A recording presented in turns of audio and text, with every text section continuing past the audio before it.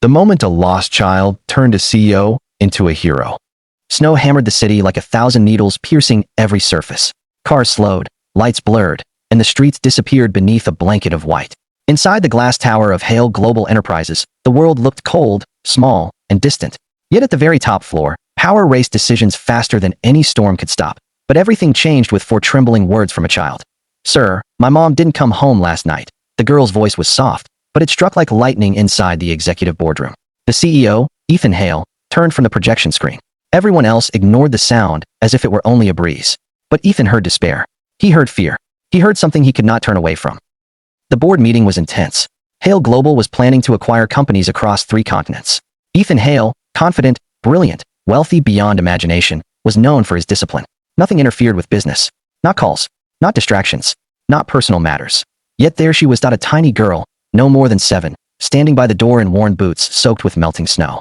Her hair was messy, cheeks red from the cold. She clutched a pink backpack with one strap torn. Security guards hesitated as she pushed away a hand trying to guide her outside. Her eyes didn't leave Ethan. "Sir," she whispered once more.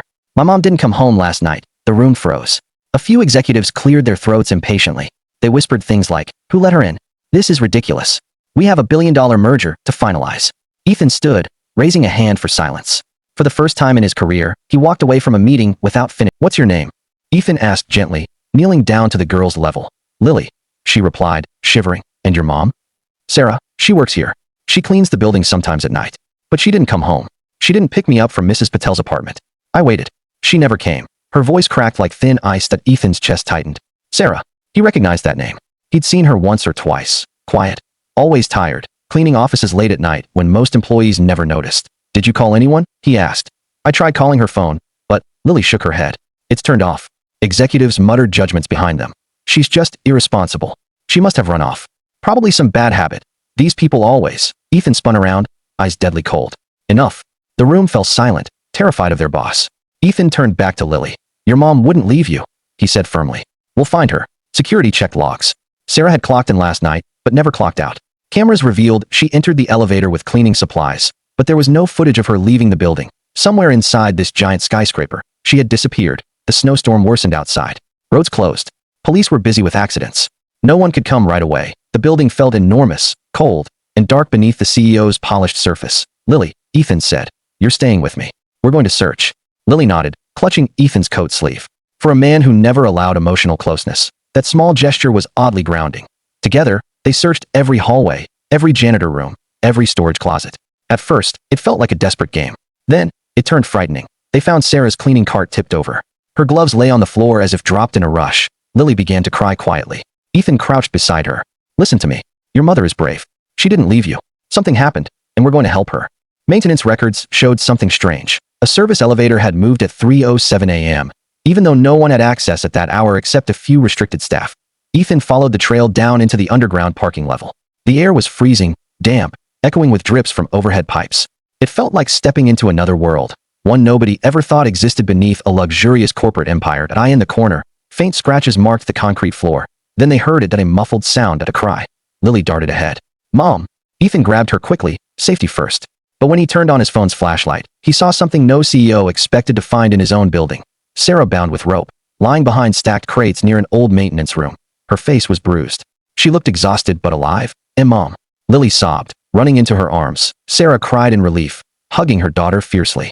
Ethan cut the ropes immediately, but Sarah clung tighter to Lily and whispered, "Don't let him find us again." "Who?" Ethan asked. Sarah hesitated until she saw his expression. Firm, protective, willing to fight for her. "The night supervisor," she whispered. "Mr. Grant. He kept asking me to stay late alone. He wouldn't leave me alone. I reported him. I begged for a shift change. But last night, I think he tried to." She shook violently. Lily hugged her again, crying. Sarah looked up. "I tried to run, and he hit me. I hid down here. My phone broke. I thought he'd come back." Ethan's jaw clenched with fury. This wasn't just a crime. It happened under his leadership, inside his building, while his employees were too afraid to report harassment. But he stood, eyes burning with resolve. "He won't hurt you again. I promise." Mr. Grant was arrested before dawn. He tried to flee, but Ethan blocked him personally in the lobby. The man looked shocked that a CEO would confront him. "This company is no place for cowards who prey on the powerless," Ethan said coldly. The police took him away, but that wasn't enough. Ethan realized how blind he had been. How many invisible workers suffered, unnoticed? People who cleaned the floors he walked on. People who weren't important enough to be seen. Sarah and Lily mattered. Everyone did. The next morning, Ethan made a speech to the entire company, one that would change Hale Global forever. No position is higher than another when it comes to dignity, he said. If our company cannot protect the weakest among us, then we are the weakest. From today, every employee is seen. Every voice is heard. He established 24-hour security support, confidential reporting, protections for night workers, free daycare for employees' children including Lily, and a worker welfare committee. Sarah cried again, this time from gratitude. As weeks passed, Lily grew comfortable visiting the office. She brought drawings for Ethan, who placed them proudly in his office, something that shocked his assistants. The cold CEO was warming up. Sarah became a daytime employee with benefits. She was able to provide a stable life for Lily. She started taking evening classes, encouraged by Ethan, who believed she could move beyond cleaning work if she wished. You believed in me when nobody did, Sarah told him. No, Ethan replied. Lily believed first. I just listened. And that changed him more than any business victory ever could.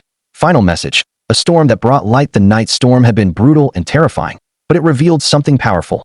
True leaders protect, not just command. True wealth is kindness, not money. True strength is standing up for others, not stepping on them. Sarah survived. Lily found hope. Ethan found purpose, and a corporate empire learned compassion. All because a little girl whispered, Sir, my mom didn't come home last night. Cloud with Snow Blueheart call to action for Be Kind Always channel. Blueheart Cloud with Snow. If this story touched your heart, please comment below.